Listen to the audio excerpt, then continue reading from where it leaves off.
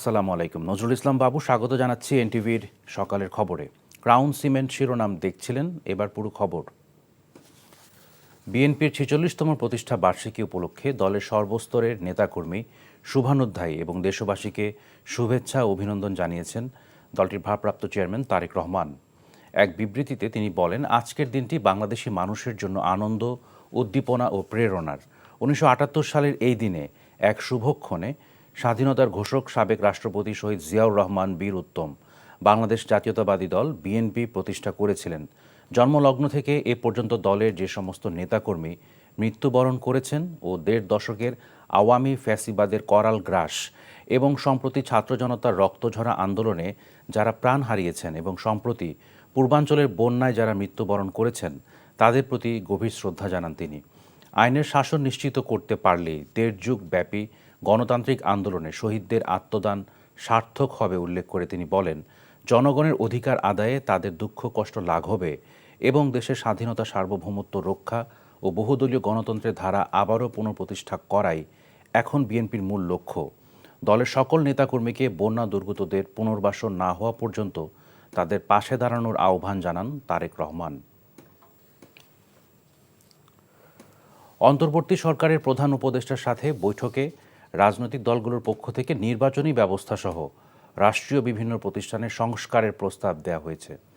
একই সাথে সংসদ নির্বাচন সহ সকল পর্যায়ে নির্বাচনের একটি সম্ভাব্য তারিখ ঘোষণার দাবিও জানানো হয়। আওয়ামী লীগের নিবন্ধন বাতিলেরও দাবি উঠেছে।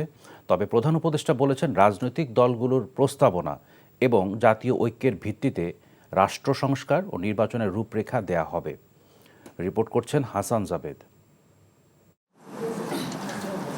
অন্তর্বর্তী সরকারের প্রধান উপদেষ্টা ডক্টর মোহাম্মদ ইউনূসের সরকারি বাসভবন যমুনায় রাজনৈতিক দলগুলোর সাথে বৈঠক অনুষ্ঠিত হয়। বৈঠকে বেশ কয়েকজন উপদেষ্টা উপস্থিত ছিলেন। কর্নেল অবসরপ্রাপ্ত অলি আহমেদের নেতৃত্বে এলডিপির প্রতিনিধি দল পরিচ্ছন্ন দুর্নীতিমুক্ত বাংলাদেশ গড়ার লক্ষ্যে তাদের ৮৩ দফা প্রস্তাবনা উপস্থাপন করেন। আওয়ামী লীগের ব্যাপারে আমরা বলেছি, নিবন্ধন তাদেরটা কেন বাতিল হবে না? একটা নির্দিষ্ট সময় আপনারা যদি অ্যানাউন্স করে দেন কি ৯ মাস পরে নির্বাচন হবে, কিন্তু নির্বাচন তো হইতে হবে যত তাড়াতাড়ি সম্ভব। অন্তর্বর্তীকালীন সরকারের জন্য ভালো, রাজনৈতিক দলের জন্য ভালো, দেশের জন্য ভালো। তবে সংস্কার করার পূর্বে কোনো নির্বাচন হওয়া কোনো অবস্থাতে বাঞ্ছনীয় না। ডক্টর কামাল হোসেনের নেতৃত্বে গণফোরামের প্রতিনিধি দলও তাদের প্রস্তাবনা পেশ করেন। মাননীয় প্রধান উপদেষ্টার কাছে বলেছি যে আপনি অবশ্যই এই সংবিধানে তত্ত্বাবধায়ক সরকার ব্যবস্থা পুনঃপ্রতিষ্ঠার উদ্যোগ নেবেন। প্রধানমন্ত্রী এবং রাষ্ট্রপতির মধ্যে ক্ষমতার ভারসাম্য এটা বজায় রাখতে হবে। খেলাফত মজলিস, বাংলাদেশ খেলাফত মজলিস, ইসলামী আন্দোলন বাংলাদেশ, জমিয়াতে উলামায়ে ইসলাম, বাংলাদেশ খেলাফত আন্দোলন ও নেজামে ইসলামের প্রতিনিধিরা একসাথে বৈঠকে অংশ নেন। এ সময় বেশ কিছু সংস্কার প্রস্তাব তুলে ধরা হয়।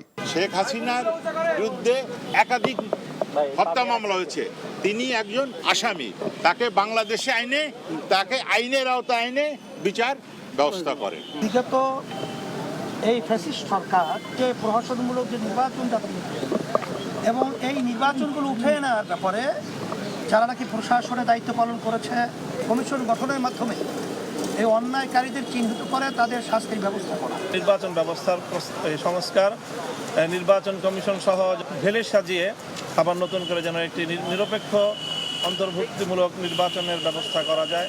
সাফাত শুরু করে পর্যন্ত যেগুলো বিদ্বেষপূর্ণ রাজনৈতিক মামলাগুলো প্রত্যাহার করতে হবে। সর্বশেষ জাতীয় পার্টি বৈঠকে অংশ নেয়।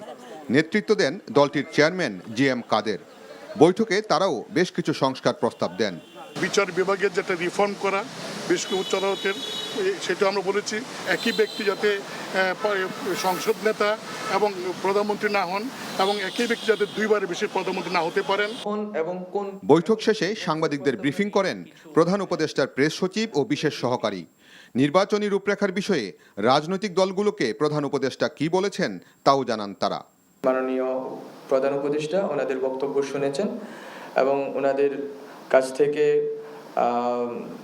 একটা আশাবাদ উনি শুনতে পেয়েছেন এবং ওনারা মাননীয় উপদেষ্টাও আশাবাদ ব্যক্ত করেছেন যে সবার সাথে মিলে সবগুলো রাজনৈতিক সংগঠন এবং রাজনৈতিক প্ল্যাটফর্মকে সাথে নিয়ে উনি বাংলাদেশের আর আগামীর যে রাষ্ট্র সংস্কার এবং এর রূপরেখা উনি খুব শীঘ্রই উপস্থাপন করবেন। বৈঠকে রাষ্ট্র সংস্কার এবং নির্বাচন আয়োজনে সব দলই যৌক্তিক সময় দেওয়ার বিষয়ে একমত পোষণ করেন। প্রাতিষ্ঠানিক সংস্কারগুলো কিরকম। Hasan Javed, NTV news, Dhaka.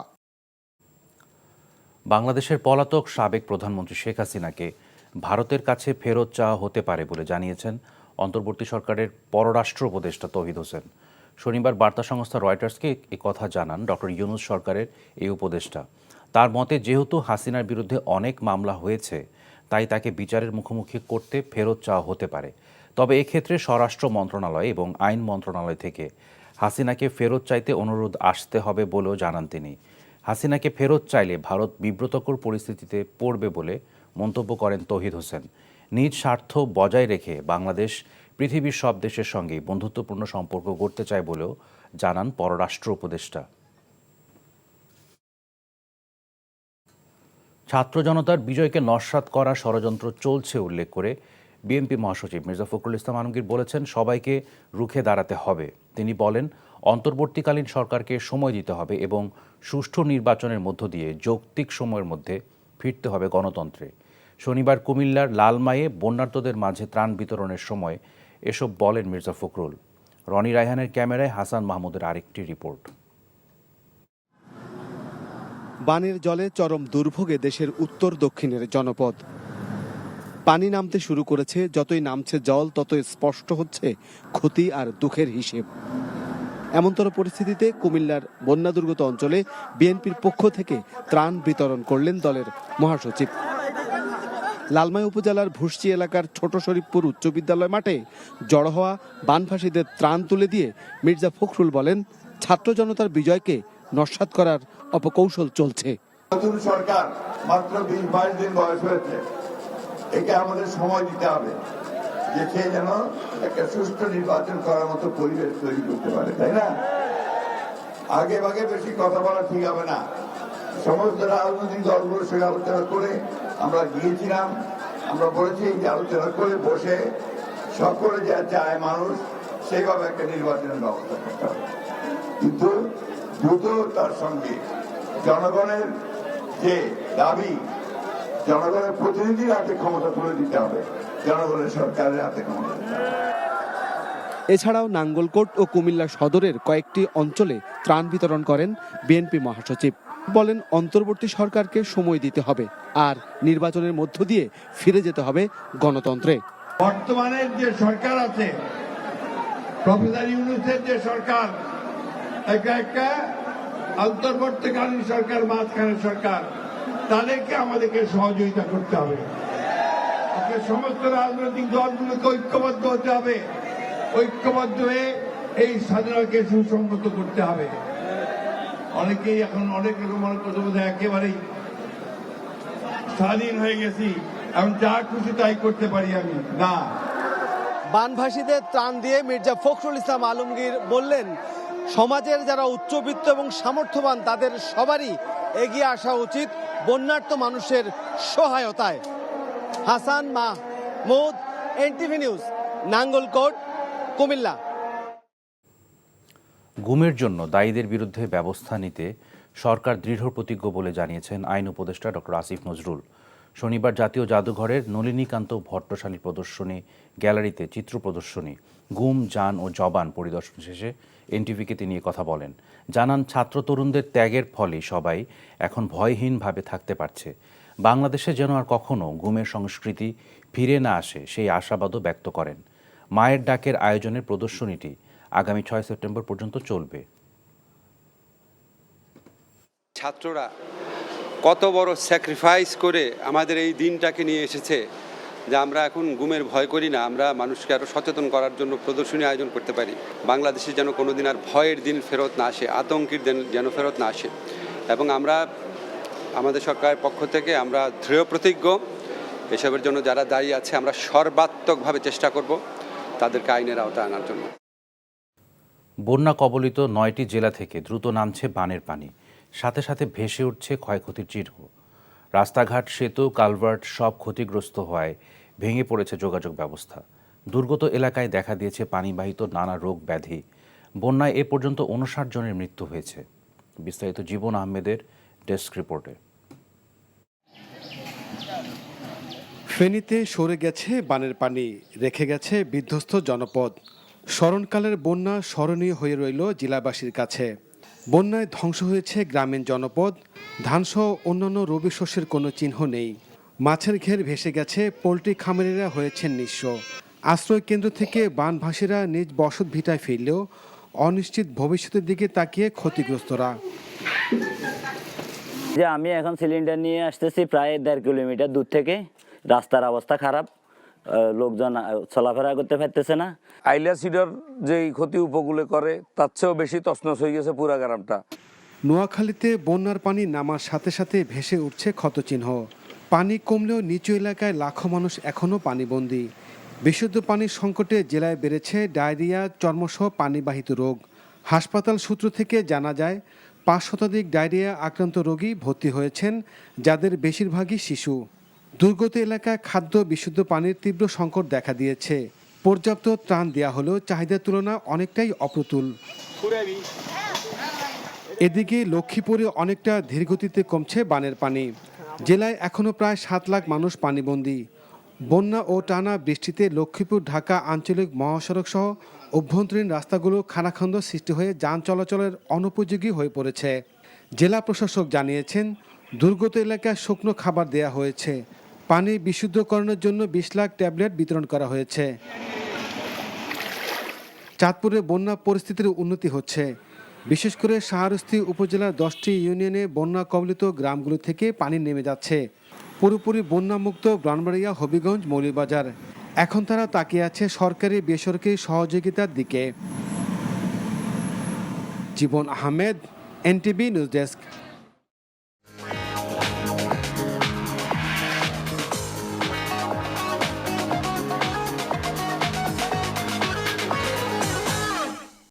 নগদ নিবেদিত অর্থনীতির খবর।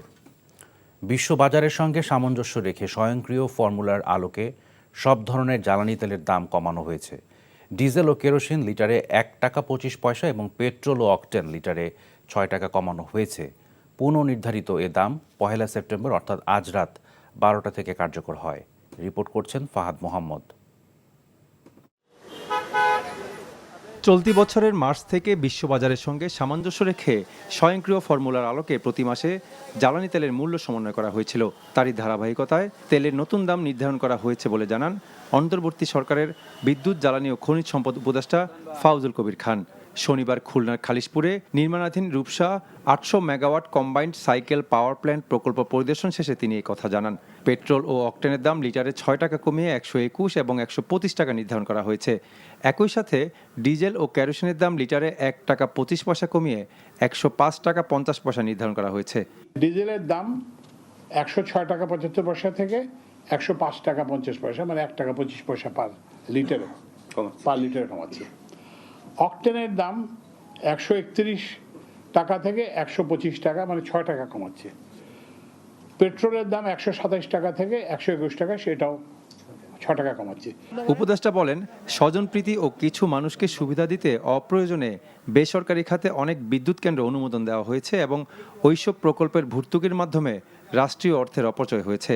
দুর্নীতির উৎস কিন্তু হচ্ছে মাথা থেকে।